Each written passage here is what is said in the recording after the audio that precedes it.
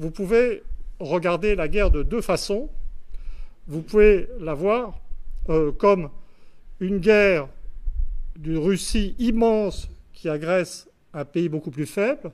Mais si vous faites un zoom arrière, eh ben, vous allez voir un Occident immense pour lequel, en théorie, le PIB russe plus biélorusse combiné ne représente en théorie que 3,3% du PIB occidental, c'est-à-dire les États-Unis, le Canada, enfin l'anglosphère, plus l'Europe, plus le Japon pour la Corée.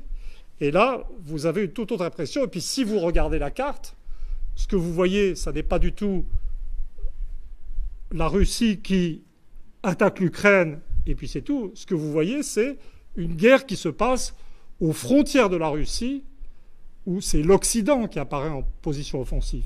Je suis assez d'accord avec l'interprétation qu'en a donnée Mearsheimer, ce géopoliticien américain de l'école réaliste, qui dit écoutez, c'est très simple.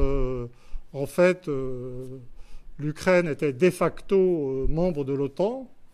Elle a été armée par l'OTAN, principalement par les Américains et par les Anglais. Et les Russes avaient annoncé que pour eux, ça n'était pas acceptable. Et en fait, c'est une guerre défensive, une guerre préventive contre un OTAN qui s'étend vers la frontière russe jusqu'à quelques centaines de kilomètres de la capitale de la Russie.